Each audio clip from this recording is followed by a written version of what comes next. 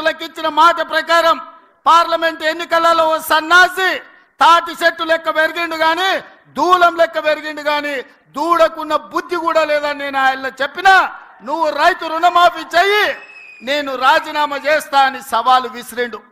ఆయనలోనే నేను యాదగిరిగుట్ట లక్ష్మీ నరసింహ సాక్షిగా చెప్పిన 15 ఆగస్టు లోపల 2 లక్షల రూపాయల రుణమాఫీ చేసి తీరుతాని మాట ఇచ్చిన పార్లమెంటులో 42% ఓట్లు 8 పార్లమెంట్లు మీరు గెలిపించారు.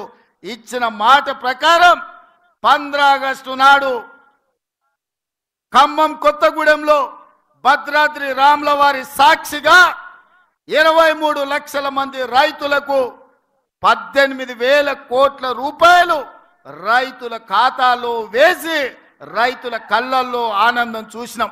మరి ఇవాళ మా కాంగ్రెస్ పార్టీ కార్యకర్తల సాక్షిగా ఆ సన్నాసిని నేను అడుగుతున్నా, రాజీనామా చేస్తా అన్నావు కదా, సిద్దిపేటకు పట్టిన చీడ పీడ విరగడవుతుందని ఆ సవాళ్ళు మేము స్వీకరించినాం.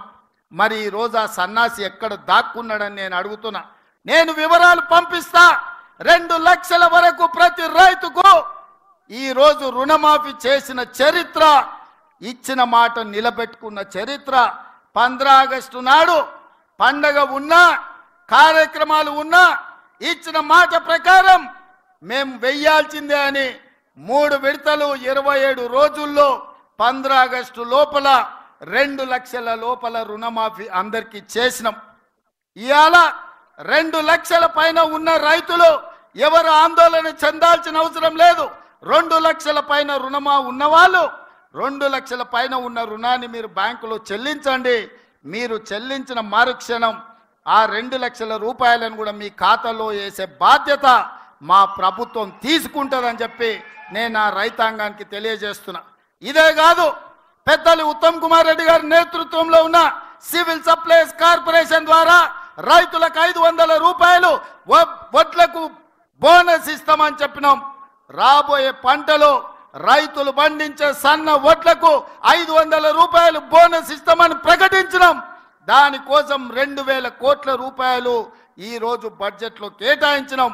ఉత్తమ్ కుమార్ రెడ్డి గారి నేతృత్వంలో సన్న వడ్లు పండించిన ప్రతి రైతుకు 500 రూపాయలు బోనస్ ఇచ్చి ఆదుకునే ప్రభుత్వం మాది. ఇది రైతు రాజ్యమని నేను ధైర్యంగా చెప్పగలను.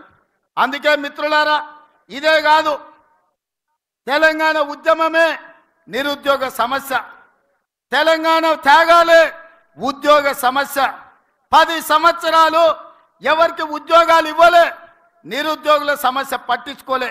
పాదయాత్ర సందర్భంగా నిరుద్యోగ యువకులకు, కాకతీయ ఉస్మానియా యూనివర్సిటీ విద్యార్థులకు నేను మాట చెప్పిన, కేసీఆర్ కేటీఆర్ ఉద్యోగం ఊడగొట్టండి, వేలాది ఉద్యోగాలు మీకు ఇచ్చే బాధ్యత నాది అని. ఆ మాట ప్రకారం కేసీఆర్ కేటీఆర్ ఉద్యోగాన్ని మీరు